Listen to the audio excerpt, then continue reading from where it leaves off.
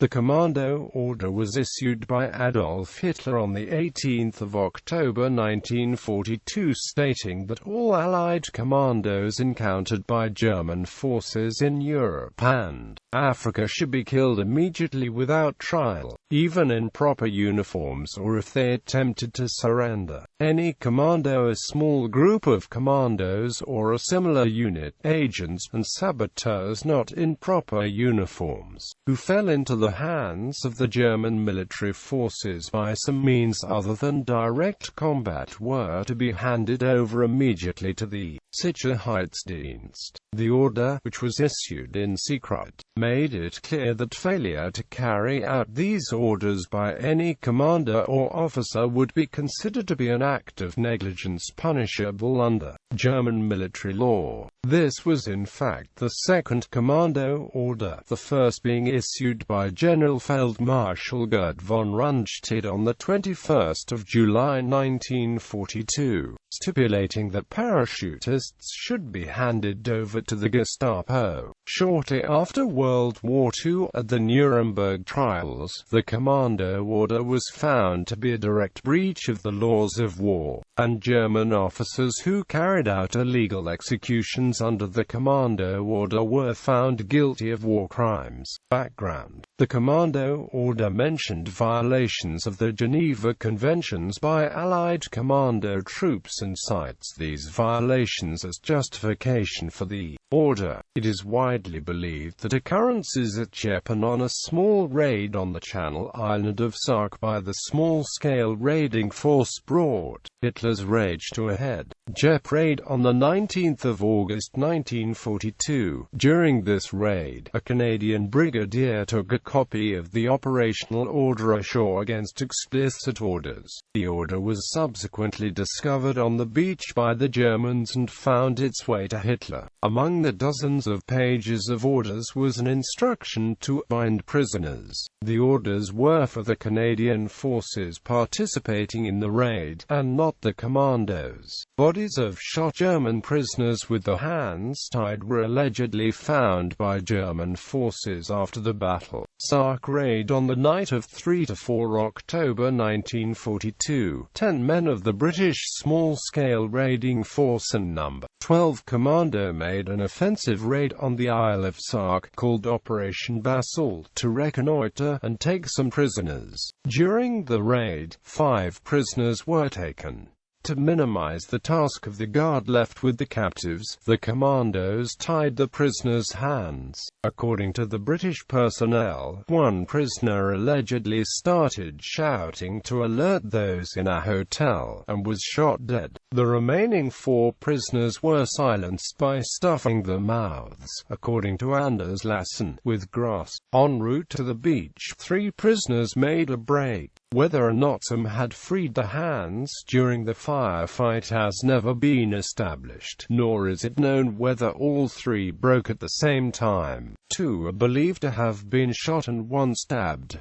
The 4th was conveyed safely back to England. Officially sanctioned German military accounts of the time assert unequivocally that the dead German soldiers were found with their hands bound, and later German military publications make many references to captured commando instructions ordering the tying of captives' hands behind them, and the use of a particularly painful method of knotting around the thumbs to enable efficient, coercive, single-handed control of the captive. German response and escalation. A few days after the Sark Raid, the Germans issued a propaganda communiqué implying that at least 1 prisoner had escaped and 2 were shot while resisting having their hands tied. They also claimed this hand-tying practice was used at Jet. Subsequently, on October 9, Berlin announced that 1376 Allied prisoners would henceforth be shackled. The Canadians responded with a like shackling of German prisoners in Canada. This tit-for-tat shackling continued until the Swiss achieved agreement with the Canadians to desist on December 12, and with the Germans some time late after they received further assurances from the British. However, before the Canadians ended the policy, an uprising of German powers occurred at Bowmanville Power Camp. At any rate, by this time many German camps had abandoned the pointless practice or reduced it to merely leaving a pile of shackles in a prison billet as a token. On October 7, Hitler personally penned a note in the Wehrmacht Daily Communique. In future, all terror and sabotage troops of the British and their accomplices, who do not act like soldiers but rather like bandits, will be treated as such by the German troops and will be ruthlessly eliminated in battle wherever they appear.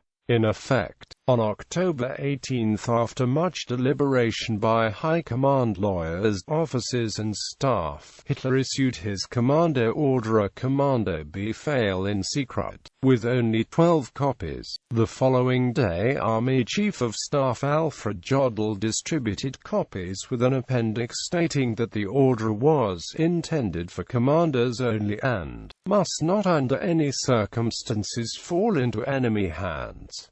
The order itself stated that, 1. For a long time now our opponents have been employing in their conduct of the war methods which contravene the International Convention of Geneva. The members of the so-called commandos behave in a particularly brutal and underhanded manner, and it has been established that those units recruit criminals not only from their own country but even former convicts set free in enemy territories. From captured orders it emerges that they are instructed not only to tie up prisoners, but also to kill out-of-hand unarmed captives who they think might prove an encumbrance to them, or hinder them in successfully carrying out their aims. Orders have indeed been found in which the killing of prisoners has positively been demanded of them. 2. In this connection it has already been notified in an appendix to Army Orders of the 7th of October 1942.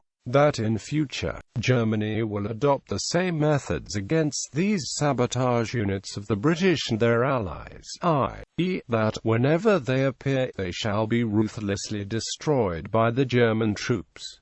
3. I order, therefore, from now on all men operating against German troops in so-called commando raids in Europe or in Africa to be annihilated to the last man. This is to be carried out whether they be soldiers in uniform or saboteurs, with or without arms, and whether fighting or seeking to escape, and it is equally immaterial whether they come into action from ships and aircraft, or whether they land by parachute. Even if these individuals on discovery make obvious their intention of giving themselves up as prisoners, no pardon is on any account to be given. On this matter a report is to be made on each case to headquarters for the information of higher command. 4. Should individual members of these commandos, such as agents, saboteurs etc., fall into the hands of the armed forces through any means, as, for example, through the police in one of the occupied territories, they are to be instantly handed over to the SD to hold them in military custody, for example in POW camps, etc., even if only as a temporary measure, is strictly forbidden. 5. This order does not apply to the treatment of those enemy soldiers who are taken prisoner or give themselves up in open battle, in the course of normal operations, large-scale attacks,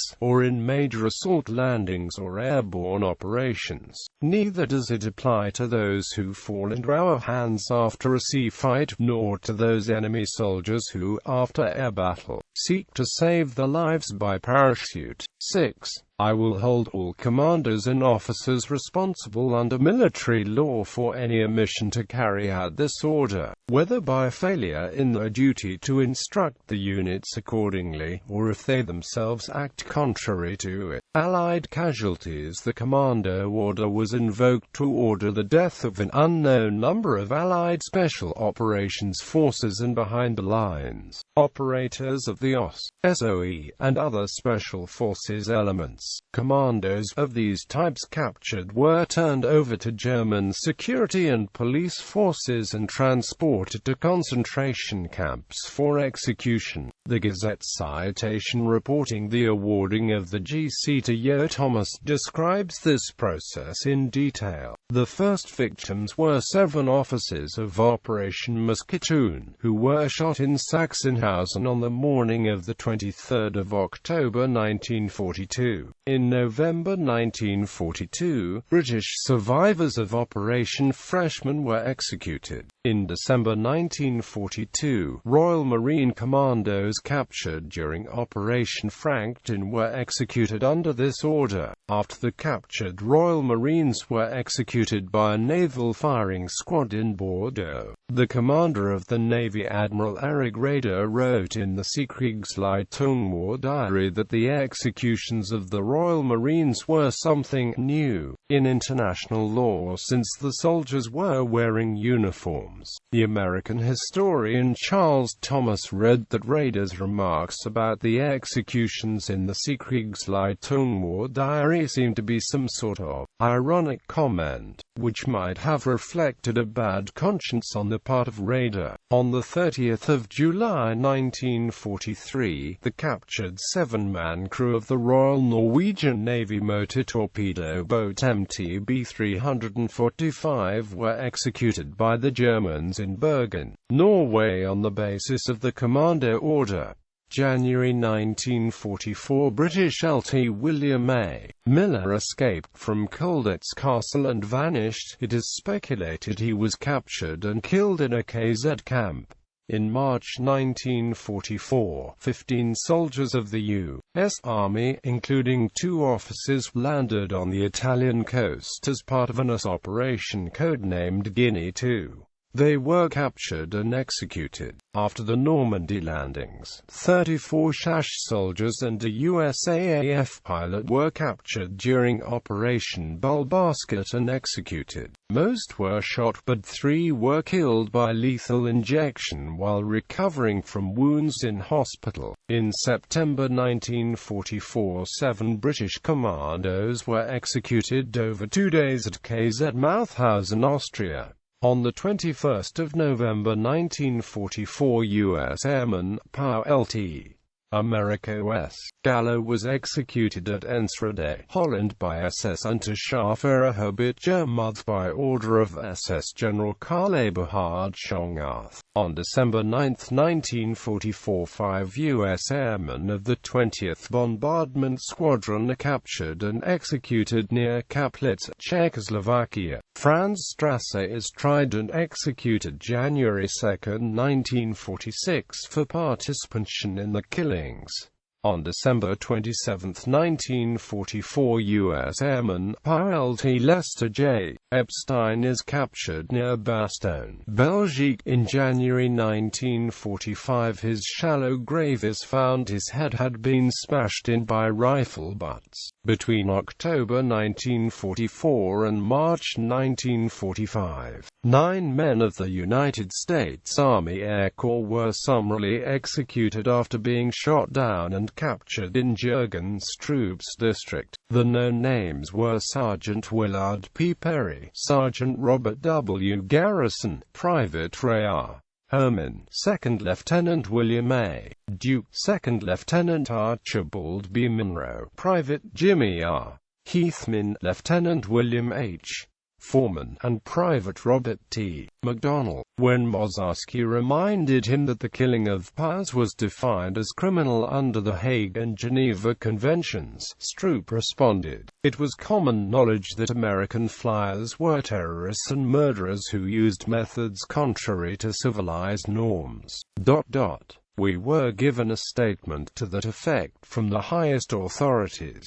It was accompanied by an order from Heinrich Himmler. As a result," he explained, "all 9 POWs had been taken to the forest and given a ration of lead for their American necks."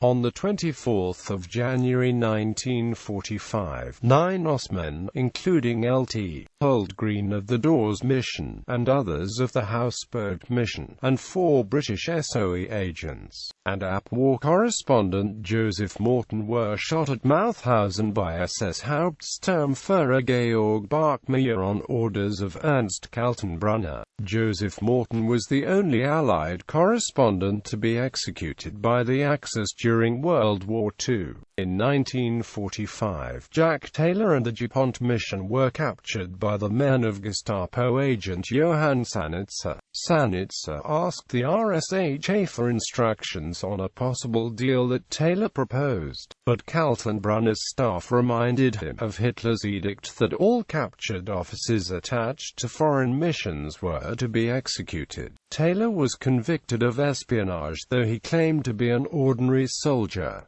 He was sent to Mauthausen. He survived, barely, but gathered evidence, and was eventually a witness at the war crimes trials. On February 13, 1945, 8 survivors of a B-17 crash in Austria were captured. 4 survived the war and 4 were executed.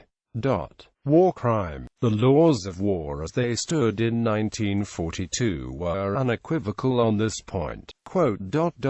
It is especially forbidden to declare that no quarter will be given. This was established under Article 23 of the 1907 Hague Convention IV, the laws and customs of war on land. The Geneva Convention of 1929, which Germany had ratified, defined who should be considered a prisoner of war on capture. That included enemy soldiers in proper uniforms, and how they should be treated. While at the time under both the Hague and Geneva Conventions, it was legal to execute spies and saboteurs disguised in civilian clothes or uniforms of the enemy. Insofar as the Commando Order applied to soldiers in proper uniforms, it was in direct and deliberate violation of both the customary laws of war and Germany's treaty obligations. The execution of Allied commandos without trial was also a violation of Article 30 of the 1907 Hague Convention IV, the laws and customs of war on land, provided that a spy taken in the act shall not be punished without previous trial. This provision only includes soldiers caught behind enemy lines in disguises, and not those wearing proper uniforms. Soldiers in proper uniforms cannot be punished for being lawful combatants and must be treated as prisoners of war upon capture, except those disguised in civilian clothes or uniforms of the enemy for military operations behind enemy lines. The fact that Hitler's staff took special measures to keep the order secret, including the limitation of its printing to only 12 copies, strongly suggests that they knew it to be illegal. He also knew the order would be unpopular with the professional military, in particular the part of the order that stated that the order would stand even if captured commandos were in proper uniforms. The order included measures designed to force military staff to obey despite the lack of enthusiasm. Some commanders like Rommel had refused to relay this order to the troops, considering it to be contrary to honorable conduct. Aftermath. After the war, German officers who carried out executions under the Commando Order were found guilty at war crimes trials, including the Nuremberg trials. General Anton Dossler, who ordered the execution of 15 American soldiers of the Guinea II operation in Italy, was sentenced to death and executed on December 1, 1945. His defense that he had only relayed superior orders was rejected at trial. The Commando Order was one of the specifications in the charge against Generalobist Alfred Jodl, who was convicted and hanged. Another officer charged with enforcing the Commando Order at Nuremberg was the commander of the Navy Erich Raeder. Under cross-examination, Raeder admitted to passing on the Commando Order to the Kriegsmarine and to enforcing the Commando Order by ordering the summary execution of captured British Royal Marines after the Operation Frankton raid at Bordeaux in December 1942. Rader testified in his defense that he believed that the Commando Order was a justified order, and that the execution of the 2 Royal Marines was no war crime in his own opinion. The International Military Tribunal did not share Rader's view of the Commando Order, convicted him of war crimes for ordering the execution of the Royal Marines, and sentenced him to life imprisonment. He was released in 1955 and died in 1960. Another war crimes trial was held in Brunswick, Germany, against Colonel General Nikolaus von Falkenhorst, Supreme Commander of German forces in Norway 1940–44. The latter was held responsible, among other things, for invoking the Commando Order against survivors of the unsuccessful British Commando Raid against the Vemork heavy water plant at Jukan, Norway in 1942. He was sentenced to death in 1946. The sentence was later commuted to 20 years imprisonment, and he was released in 1953 for reasons of health. He died in 1968. Bibliography. Berglid, Jostein. Operation Freshman. The Actions and the Aftermath. Sorna, Leandu and Amp. Ekholm. ISBN 9789197589598. Persico, Josephine. Piercing the Right. New York. Viking Press. ISBN 0-670-55490-1. Wigan, Richard. Operation Freshman. The Jukan Heavy Water Raid 1942. London. William Kimber and Amp Co. ISBN 9780718305710.